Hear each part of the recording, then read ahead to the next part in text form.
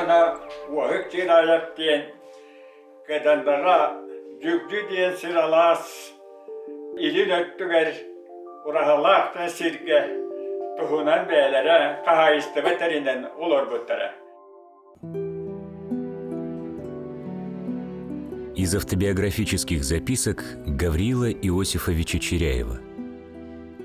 Отец Чиряев Иосиф Иванович женился на девушке из соседнего первого чуевского наслега Прасковье Васильевне. Отец отличался строгостью по отношению к детям. Он вообще обладал суровым характером, волей, напористостью. Полная противоположность – это наша мама. Добрая душа, очень мягкая, деликатная. Но в то же время было велико ее влияние в семье. Первые годы супружества у наших родителей умерло 4 детей в младенческом возрасте. Кроме меня выросла сестра Паша, на год младше меня. В семье царила обстановка согласия и взаимопонимания.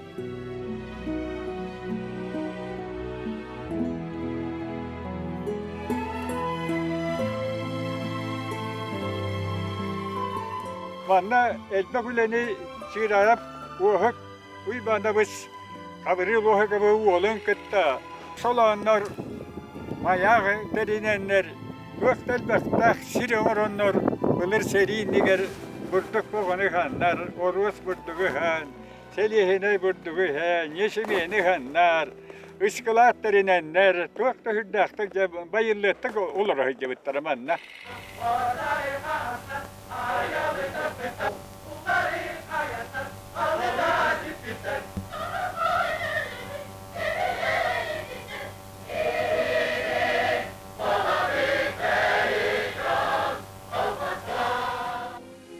Былыр хакалар бийди Аллахынан тостугунан олар боллактырады. Оны да кол костахын терехинигер аммаңнай табарыстыба дени териеллер кедандага. Onun da bu çirayap ağata Gavriil ağata uahık çirayap kol kostahları jonu uguvarikanan kepseten kol kostahidleren kedandaga kol üççat kol kohdiyeni teriyeller. Gavriil uahık ağata uahık çirayap ammanayganan kol kostah bayen kidleren turar kini. İkkinağı bir sürgünü İtegenne tugun uhaybatın, burdu her uhaybatın, İtegenne ölü hükümetten ağalbıt bir timir buluğun kol koşka birer. Atıtlarım yanlık birenler kedandağı kol gösteriyorlar. Üççat sola diyen kol koyu. Uhuk çirayevı olakta aktar, o kol göz bol, çirene bu canlar, ol uhuk çirayevı kol göz berese de etilinden kedandağı nırlar. Kadanda kımı törüttəvik ki hicekini ola bura.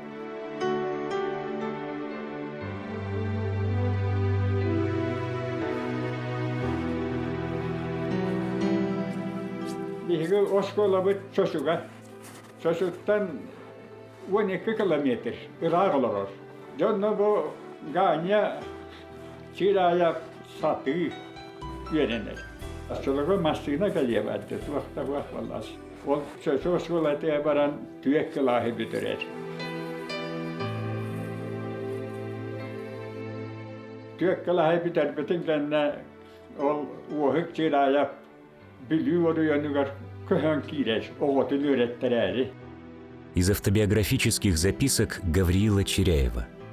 Учеба в городе Вилюйске была самым лучшим периодом моего юношества. Я скромный, застенчивый деревенский парень включился в жизнь городской молодежи.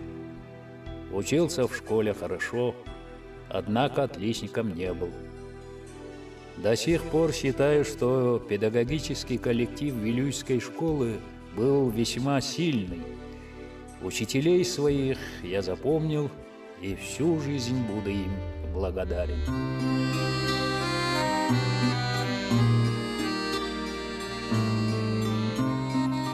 Мен жолы мана осколаана хыллары моңоросох үйрүнен көрсөбүн.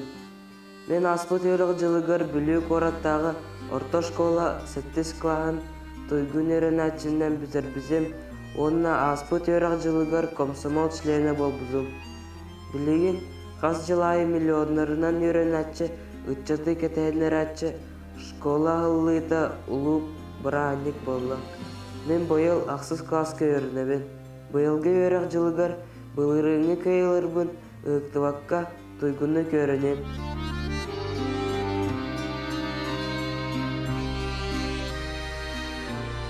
Осколато учком членете, онан сүрдәк активнайдык.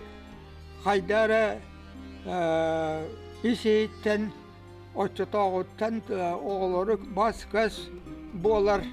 Ona tılın ılınlar oğudu. Ona köne bakayı üç ay ol.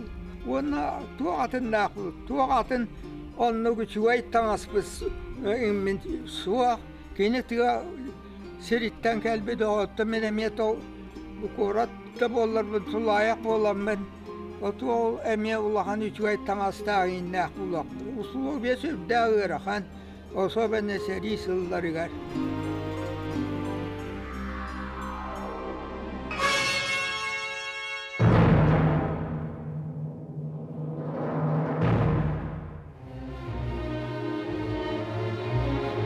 Из автобиографических записок Чиряева.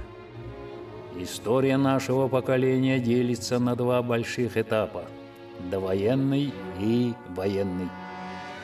Великая Отечественная война послужила переломным рубежом. Она наложила глубокий отпечаток на наше формирование в старших классах. Молодежь в те суровые годы взрослела рано. Это сказывалось во всем – в отношении к учебе, общественной работе, участии в труде в условиях тыла. Многие учителя, а также выпускники старше нас, ушли на фронт. Kini seriga barardılı beytin ıskolatır bayana rukudan ülele bite. Beygini bayana yılayı yörep bite.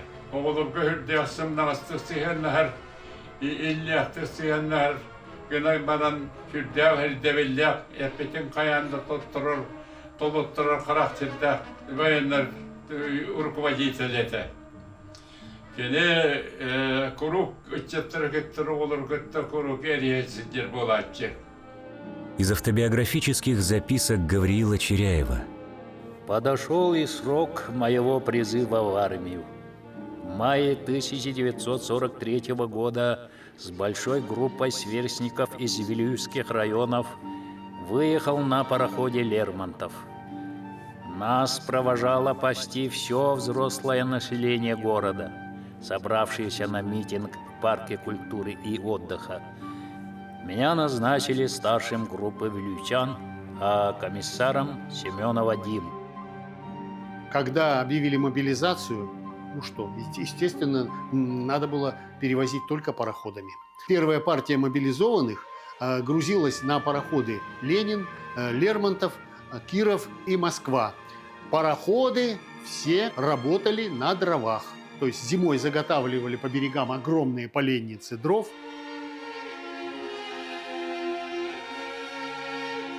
Пароходы вообще были скоростные. Они шли 20-22 километра в час. Если учесть, что до Усть-Кута 2000 километров, то со временем погрузки дров получалось, порядка 6 суток. И это учитывая, что, другого-то никакого сообщения не было, которым можно было воспользоваться. Поэтому, конечно, это считалось еще и очень быстро.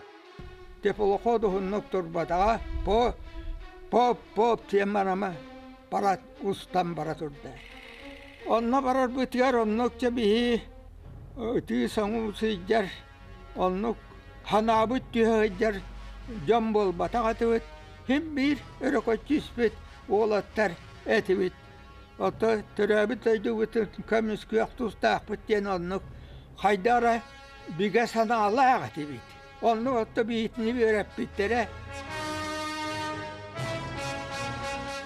Masina alırdı bit, Lena bahıgar Ankara tiydi bit. İlimiskeyden korak tiyen ondan emet borukokkat da karın markız diye. Onlar önce Irkutsk'a gidiydi bit. Irkutsk'a gidiye bütün bitini vagonlarga, tepuluskalarga onda kilder tağını bistiler. Turgan bağıtı lihigiri turda. Tuz ilindeki ayanlar. Haya oğullar ilindeki kişiler bobattı diye böyle. Tuakka ilin tuakka purvangara hüccer jambollu bittiyen böyle. Çağırdık ayanlar emetimiz sonundan tirikten bayın tümen diyen Mongoliya korutuyor. Tecibit Arap'ta aras sidderge çastırgı tüvesbip bit.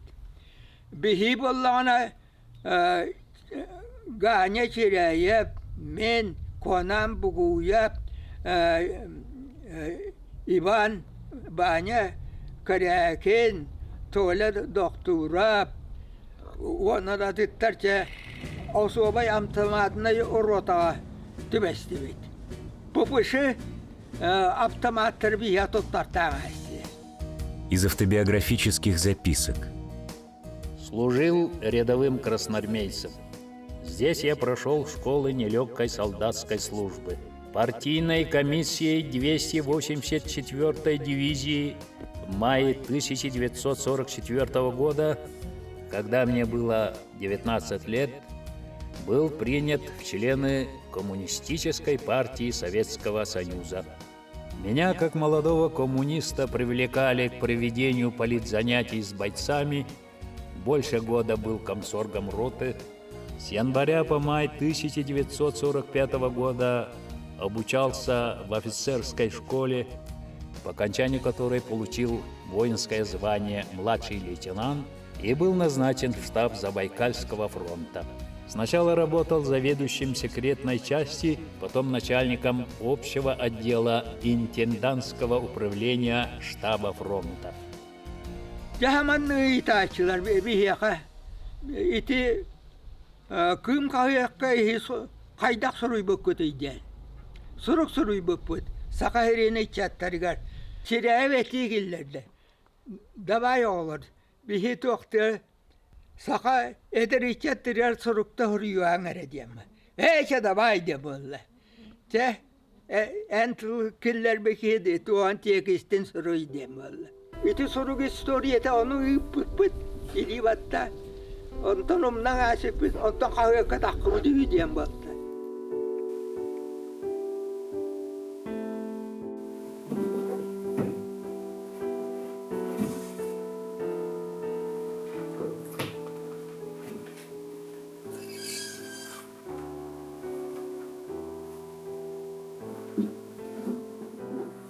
Значимый и интересный документ, особенно вот в преддверии 80-летия нашей победы, это письмо с фронта.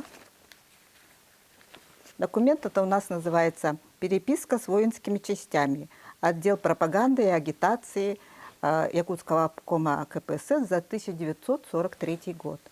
И вот на странице 68 мы раскрываем подлинник письма, подписанного группой, значит, ребят, таких молодых, да, ну и почерком Гаврила Иосифовича Чуряева, ну тогда Гаврил Чуряев, да.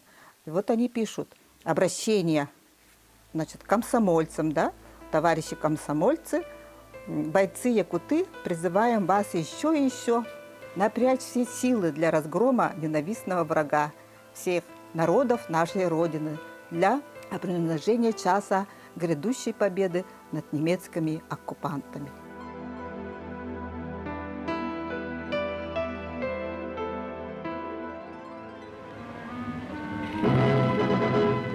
Чудовищная гитлеровская военная машина была раздавлена. Но Япония все еще продолжала войну. Советское командование стало перебрасывать на Дальний Восток часть высвободившихся на Западе войск, чтобы предотвратить нападение со стороны милитаристской Японии. На рассвете 9 августа 1945 года передовые войска советской армии вступили в войну с Японией. Войска Забайкальского фронта наступали с территории Монголии через пустыню Гоби, преодолев горный перевал Большой Хинган, вышли в самый центр оккупированной Манчжурии. С востока, со стороны Советского Приморья, их поддерживал Первый Дальневосточный фронт. Вспомогательные удары наносили войска Второго Дальневосточного фронта при содействии Амурской флотилии. Внезапное наступление советских войск по всем фронтам позволило сломить сопротивление Квантунской армии всего за 10 дней.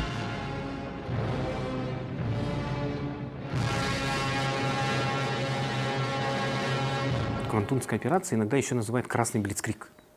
То есть та мощь армии, тот опыт армии, который был накоплен во время Великой Отечественной войны, он был использован на всю мощь во время Квантунской операции, 1945 год.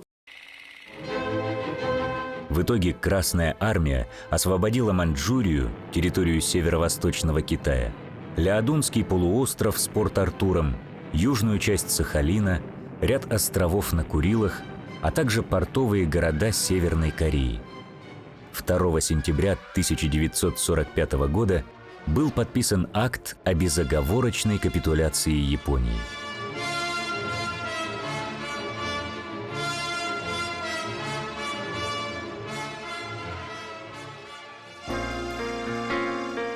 Наступило долгожданное мирное время. Но Гавриил Чиряев продолжает нести военную службу. Заканчивает вечерний университет марксизма-ленинизма при политическом управлении Забайкальского военного округа. Лейтенант званияла опуска кәлбиде. Онны кәдеманна те тоқтарын күтті, бірге верімет бітчеттірін күтті, олар қартыз кәтін мен түхер бедім. Мен консулонар екомығыр армияттан кәдемаран екі секретарынан өлелі хүддеретім. Гавриил Осипович өрсілдерге кәлбетаға, бейхінсіллаққа бейді демобилизациялан кәлбетті старший лейтенант званияла. Из автобиографических записок Гавриила Чиряева. Осенью 1950 года был уволен из армии по состоянию здоровья. Когда прощался со мной начальник нашего управления генерал-майор Кулагин, тепло напутствовал меня и сказал, между прочим, «Вы будете министром своей республики». Человек, прошедший такую школу, военную школу, он когда вот вернулся, когда он работал, восстанавливал государство, он четко знал, для чего это делается. Ему не надо было объяснять, зачем он строит города, зачем он восстанавливает экономику, зачем он должен учиться. Он возглавлял идеологический отдел. И, понятное дело, человек, который вот сам своими глазами видел, что такое советская армия, что такое освобождение народов, да, вот что такое агрессоры. Естественно, этот человек, он это знал не на словах с учебников, да, вот, а на деле. Из автобиографических записок. После увольнения из армии вернулся в родной Вилюйск, участвовал в жизни партийной организации, школы, где и познакомился со своей будущей женой Зиной, молоденькой, симпатичной выпускницей Тамбовского пединститута. Зина сразу понравилась мне своей человечностью, заботливостью, прямотой, общительным характером. Наша дружба постепенно переросла в любовь, которая выдержала десятилетия. Мы поженились в июне 1952 года. Я всегда высоко ценю ее всестороннюю заботу лично обо мне, о моем здоровье, и за это ей буду благодарен всю жизнь. 50-е годы для Гавриила Иосифовича Чиряева стали периодом обретения опыта работы в разных структурах общественной и государственной жизни Якутии. Вот как он вспоминает об этом времени. Я должен сказать, что я как партийный работник сформировался именно в Верхневилюйском райкоме КПСС. Научился многому у коммунистов района, у районного актива. Я еще раз убедился, что жизнь является самой лучшей школой.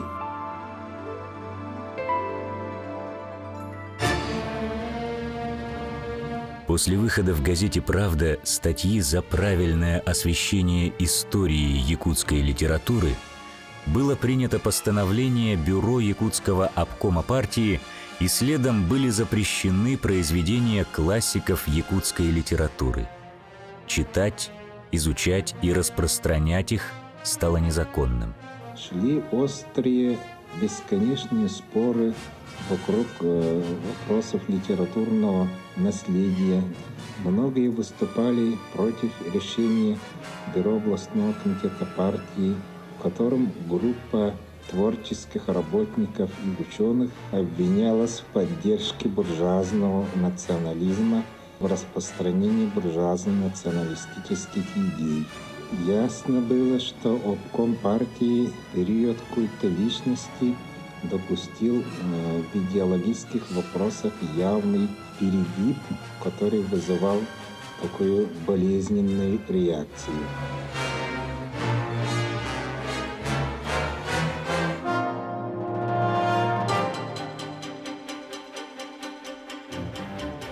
В 1961 году меня приглашали несколько раз на беседу в Центральный комитет КПСС.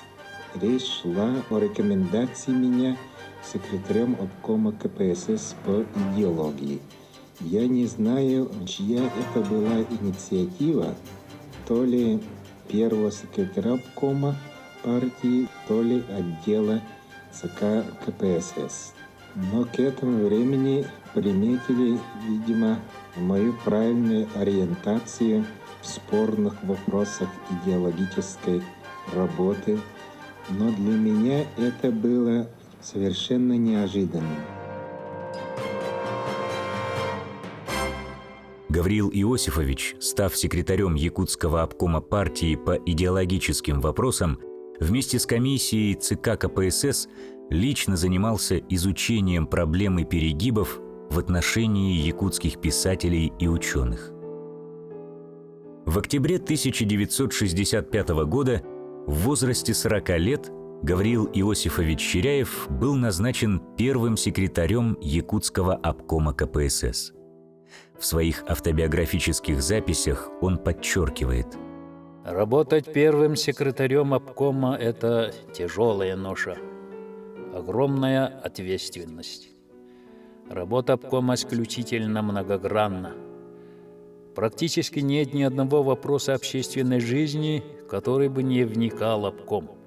Он в ответе за все в республике».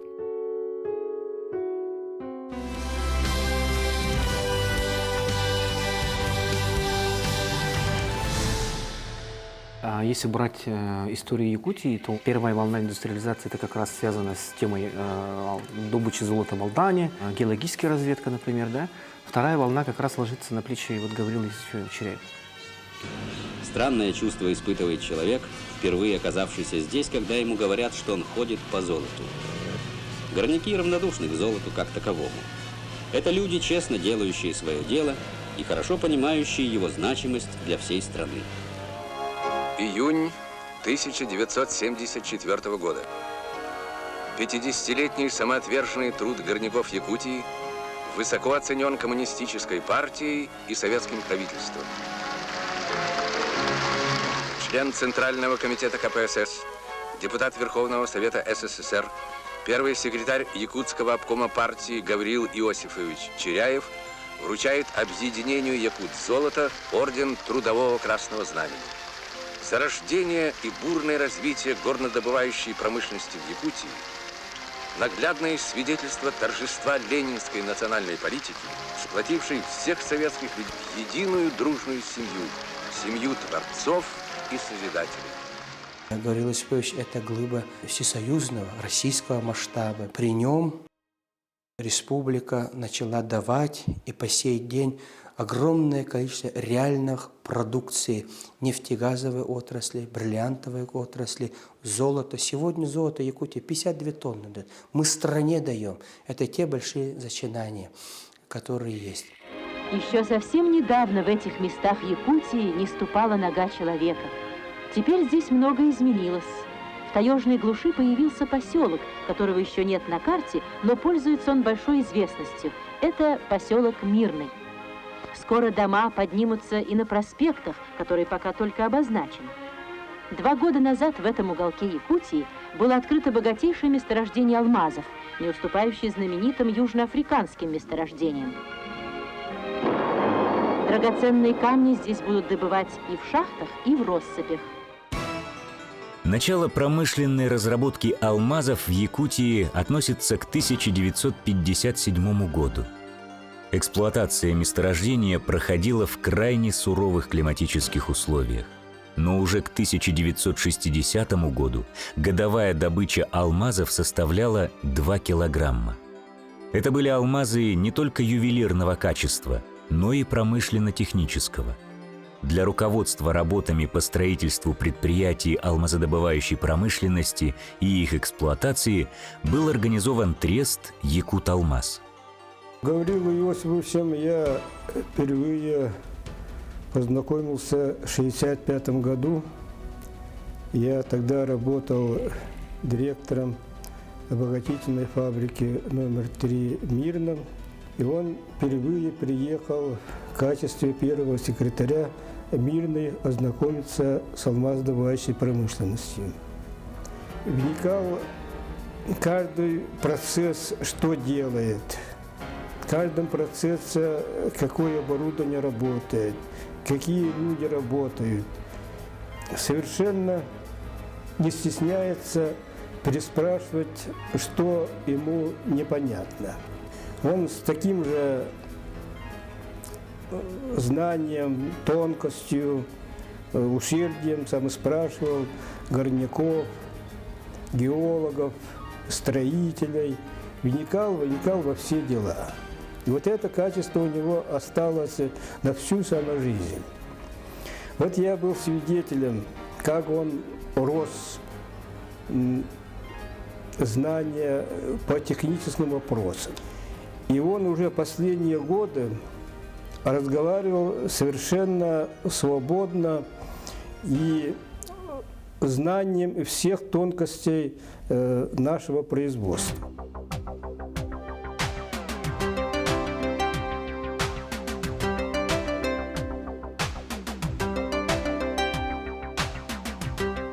Для устойчивого электроснабжения алмазодобывающих предприятий и улучшения жизни населения Мирнинского, Ленского районов и прилегающих к ним территорий назрела острая необходимость строительства гидроэлектростанции в условиях вечной мерзлоты.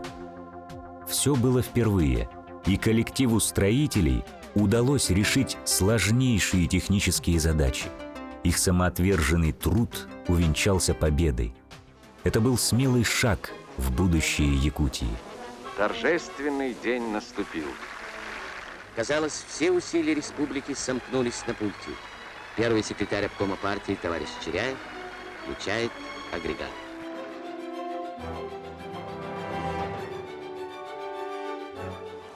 Энергия Вилюйской ГЭС – это новые мощности обогатительных фабрик Мирного, Удачного. Это зимние сады будущего Айхала.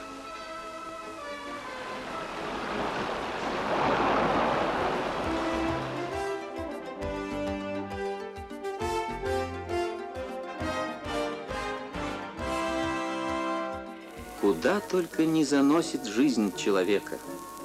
Кажется, еще только вчера обжигали ноги раскаленные пески пустыни на трассе Бухара-Урал.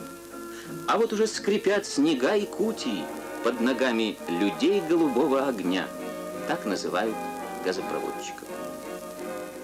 Становление газовой промышленности республики началось с территории Кобяйского района. Первый газопровод на вечной мерзлоте Таас-Тумус-Якутск был сооружен опытным путем при содействии ученых Укргипрониигаз и Якутского института физтехпроблем Севера. Ученые проводили испытания на холодостойкость труб и их сварочных стыков при температуре ниже минус 50 градусов. Таким образом, связь науки и производства стала реальным вектором развития на длительную перспективу. Газопровод Таас-Тумус-Якутск протяженностью 300 километров был проложен, и в 1967 году началась газификация столицы и близлежащих центральных районов республики. Одновременно с семимильными шагами шло развитие угольной промышленности Якутии. К концу 1967 года был поднят первый ковш каменного угля. Экономическому обоснованию строительства Южно-Якутского территориального комплекса Чиряев посвятил свою научную работу на соискание ученой степени кандидата экономических наук. В ней шла речь о создании на базе южноякутских коксующихся углей и железных руд второго на востоке страны после Кузбасса крупного металлургического комбината. Советский Союз вкладывает огромные средства для того, чтобы добывать уголь, золото, редкоземельные металлы, сюрма, там, олово, ртуть, ну, там, да. Естественно, эти деньги были направлены на развитие города Якутска. Не просто даже города Якутска, а на развитие городов Якутии.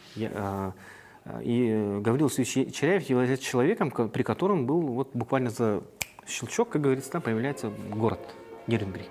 Один из таких крупных, красивых городов Якутии и Дальнего Востока. До сих пор он является таким опорным городом, да, и вот это является вот продуктом как раз промышленного освоения. Это не похоже на реальный город. Это похоже на картинку с выставки, на макет, на проект. Этого не может быть, но это есть.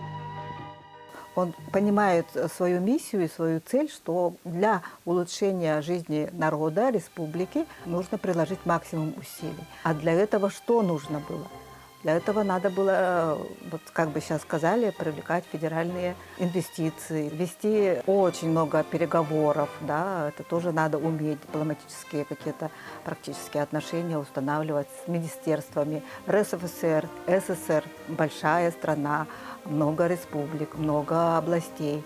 Но, тем не менее, именно у Гаврила Иосифовича всегда были аргументированные, такие очень обоснованные предложения, которые там принимали. Он завоевал такой авторитет именно своей эрудицией, тем упорством и настойчивостью, с которой он ставил задачи перед высшим руководством Советского Союза. Из автобиографических записок Чиряева. Силами отделов обкома с привлечением научных учреждений был подготовлен доклад в Политбюро ЦК КПСС о развитии производительных сил Якутской АССР на период 1976-1980-х годов. Получился солидный документ. Многие его страницы были написаны мною лично. За годы работы первым секретарем Гавриил Иосифович не раз бывал на приеме у Леонида Ильича Брежнева. По его поручению документ о производительных силах Якутии обстоятельно изучался в Госплане СССР, также в министерствах и ведомствах. В результате план развития Якутской АССР лег в основу 9-й пятилетки республики. Якутии повезло с партийными руководителями. И надо отдать должное, что это вообще интеллигентнейшие люди, притом довольно высокой эрудиции. Я знаю, как Чиряев пробивал очень многие постановления по развитию Якутии.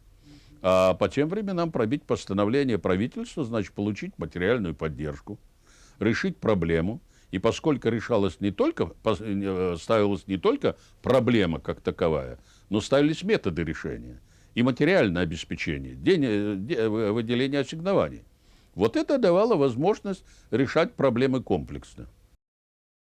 Что такое промышленность? Это тяжелая техника, тяжелое производство. Но одно из направлений – это вот как раз железная дорога. Научное обоснование, что нужно экономическое обоснование, что нужна железная дорога. Как ее будем строить? Сколько ресурсов надо будет?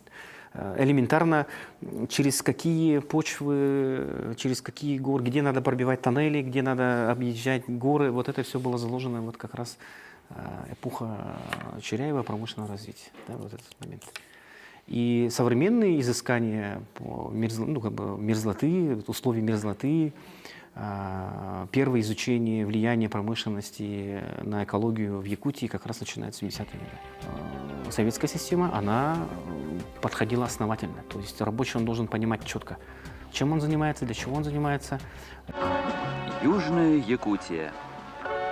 В этом труднодоступном районе находится уникальное чульманское месторождение коксующихся углей.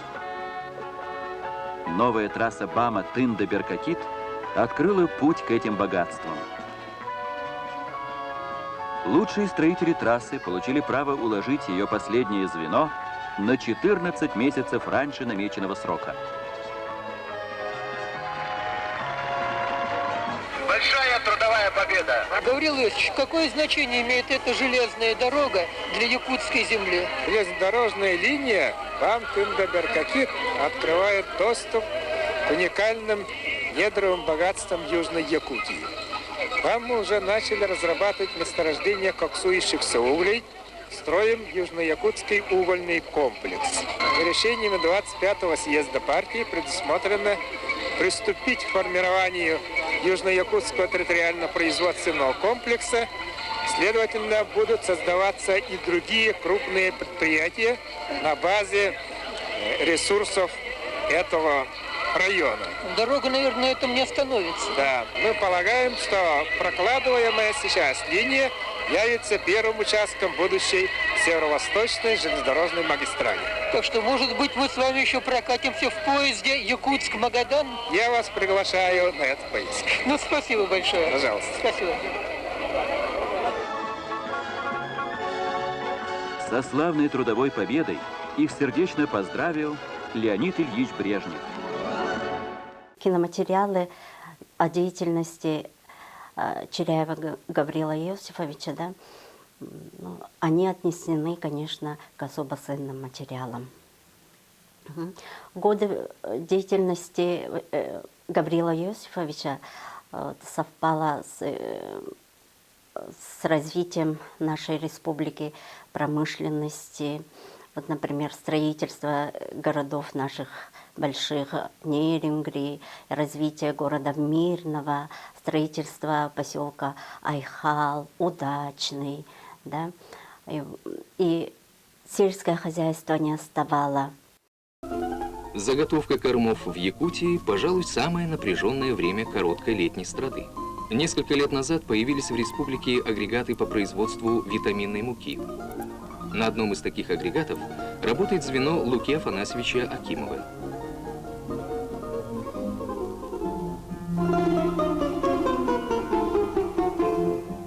В этом году звено Акимова обязалось заготовить 400 тонн витаминной муки, необходимой для откорма скота.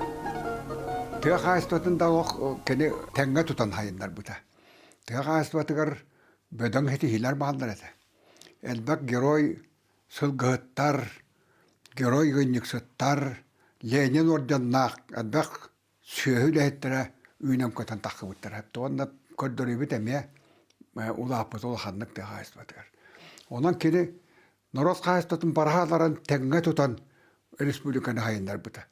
Ол оны күтті тәңге Нұротығы үйріғі ете, Доробия қарыста бұда, культура, қалбатақтара тәңге үйінмеп.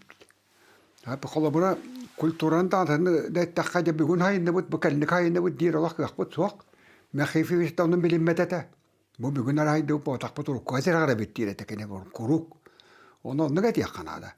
Қолы бұра культураға олағына сұруячылар хойыстар қайда құрдық, сойысырдан айымнедар нергей бітәй. Әпті. Театрдар бұд, улахан художествен самайдастардар бұд қайда құрды хайды бұд тарай.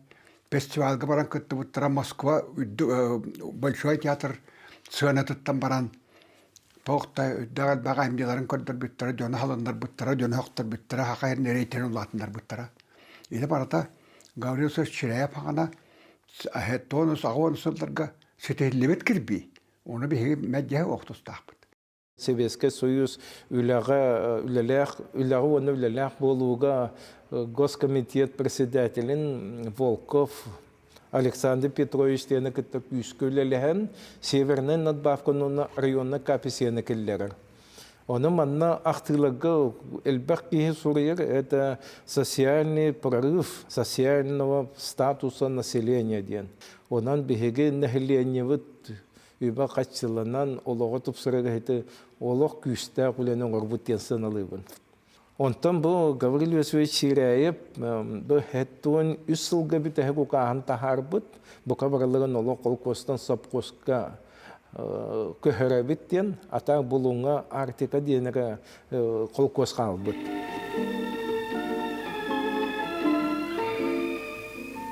На самом краю земли живут и трудятся якутские рыбаки.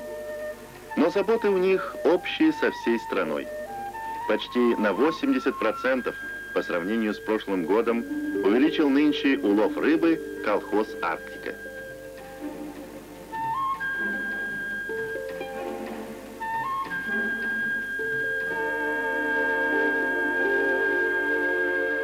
Онан хити колхозтан совхозга көһөн рабочий статуска тәңнәбит. Онтан ла биһиге жомы бараксаттар хамнастаммыттар, агыс ша сүлелиек болбуттар, опускаламмыттар, бюллетеннен туханар болбуттар. Оны билин саныбына, паспорданан качыланан биһиге сахавыт норотун жона сергете, төһөл бактык аяннан, эмтенен, ол кентөсөл бак доровой он төрөттөктөрө ден бу геддерин дылаханна хитинне бүллелерен орбуттен олус мактанаһаныбын. Гавриил Иосифович прекрасно понимал, что без государственной поддержки невозможно развивать сельское хозяйство, поднимать на новый уровень социальную инфраструктуру городов и сел, сохранять культурно-историческую память и духовное богатство народа. Он, поддерживая творческую интеллигенцию, не только содействовал возвращению имен классиков якутской литературы, переводу на русский язык народного героического эпоса Олонхо «Нюргун Ботур Стремительный», но и способствовал решению вопросов строительства, к примеру, нового здания литературного музея имени Платона Оюнского.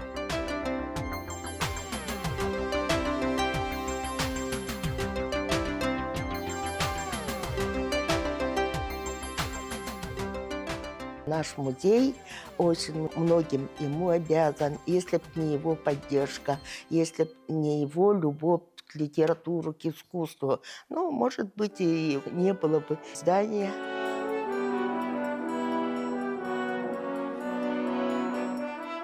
Для нашей литературы, искусства вообще золотой век был. Очень много ездили, очень много к нам приезжали.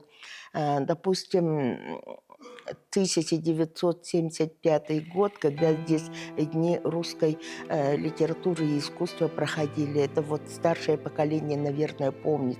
Везде в городе, и не только здесь они были группами, их отправляли по всем улусам. Это очень много событий тогда прошло. Руководил делегацией Сергей Михалков.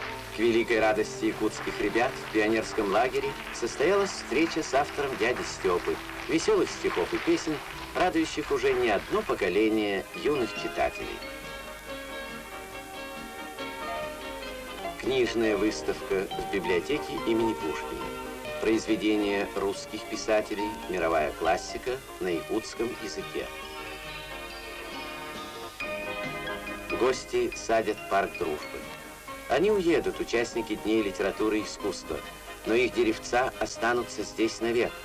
И навек останется в сердцах жителей Северной Республики доброе тепло встреч с большим искусством.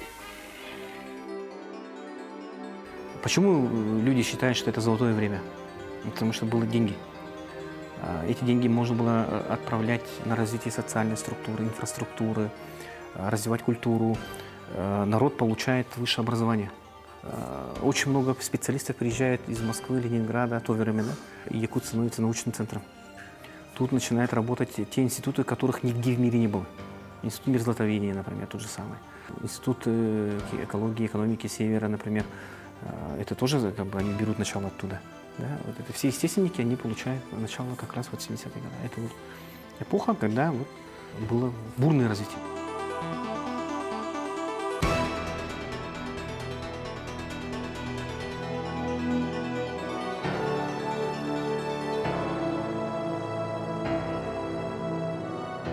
Говорят, что вот в советское время это был застой. В нашей республике никакого застоя не было. И об этом говорят цифры. Сделали вот такую инфографику. В годы работы Черяева Гаврила Иосифовича на посту первого секретаря Якутского обкома КПСС с 1965 года по 1982 увеличилось. По сколько раз увеличилось, скажем, производство и так далее. Да? Давайте несколько цифр озвучу. Производительность труда в промышленности увеличилась на 220%. Это вот данные статистические. Производство продукции сельского хозяйства увеличилось на 165%. Строительство жилой площади, вот это как раз вот начало 70-х, вот эти наши первые пятиэтажки, прямо вот они строились, да, на 374%. Объем производства промышленной продукции на 329%. Это вот невероятные такие цифры. Гений Гаврила Иосифовича Черяева заключался в его формировании системы государственного управления, развития, где ключевым элементом, конечно, была подготовка кадров. Он уделял очень большое этому внимание и тем идеям, которые будут иметь именно созидательный характер, то есть они будут иметь своих продолжателей. Не просто вот сделать сиюминутно что-то, а именно глубокий научный подход, глубокий созидательный подход, доказательный подход. И с этой точки зрения продолжателями дел развития республики прежде всего стал Михаил Ефимович Николаев, потому что он, во-первых, воспитанник Гаврила Иосифовича Черяева, выходец из его команды. Гаврил Иосифович направлял его и учиться, в высшую партийную школу. Я не знаю другого руководителя республики после Максима Кировича Амосова, который так глубинно, комплексно, научно ставил бы развитие республики второй половины XX века, как говорил Иосиф Ильич Черяев. Он рассказывал, как он видит республику в конце XX века, какими путями, каким образом будет развиваться, во главе которого он ставил развитие человеческой личности. То, что мы сегодня видим в Республике Саха, развитие алмазной промышленности, развитие золотой промышленности, угольный комплекс, нефть, энергетика, в этом гигантский труд Гаврила Иосифовича Черяева, который работал во благо своего народа, во благо территории Якутии и для этого делал все. Для меня он учитель в жизни, и учитель как человек высоконравственный, учитель как человек высокоэнергичный. И, конечно, столько, сколько я буду жить, я буду помнить Гаврила Иосифовича, всегда вспоминать его тепло. К сожалению, он очень рано ушел. Неоправданно рано, он был еще в полном расцвете сил, в полном расцвете идей и задумок о развитии родной Якутии. Но вот так судьба распорядилась, и он рано ушел. И мы все, люди, которые с ним работали, всегда об этом очень горько сожалели. С первых лет существования алмазной отрасли Трест «Якут-Алмаз» принял решение присваивать имена крупным и уникальным минералам. Эта добрая традиция продолжается по сей день. Присваивается имя в основном весом выше 50 карат. Но они считаются редкими алмазами, которые редко встречающиеся. 6 января 1995 года в трубке удачно был обнаружен крупный алмаз весом 68,6 карата. 9 февраля 1995 года за огромный вклад в развитие алмазной промышленности Якутии и в связи с 70-летием было присвоено имя Гаврил Теряев этому крупному алмазу. Судьба и Вселенная была к нему благосклонна, и он ту миссию, которую он для себя поставил, ту цель, которую он для себя поставил, мне кажется, он все это сполна и не просто на 100%, гораздо больше.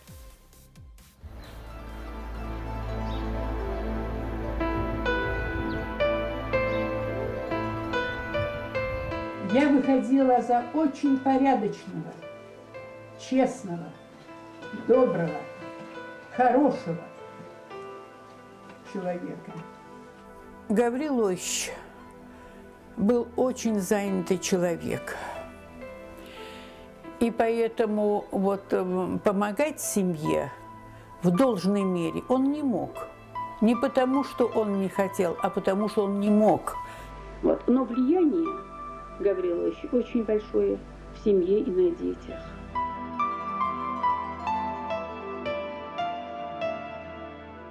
Почему именно он, почему вот именно ему выпало в жизни руководить республикой, занимать именно эту должность? Я думаю, наверное, потому что вот на этом месте должны быть те люди, которые свою жизнь посвящают вот именно общественному благу, то есть которые прежде всего во главу вот всей своей деятельностью ставят какие-то достижения, какие-то задачи, вот какие-то цели, которые ставят перед республикой, а не свое личное благо, не свое, скажем, не какие-то свои интересы, а то, вот, чем жил народ, то, что было важно, наиболее существенно в то время. Он достойно руководил республикой. Гавриил Иосифович прожил яркую, насыщенную и созидательную жизнь во благо любимой Якутии.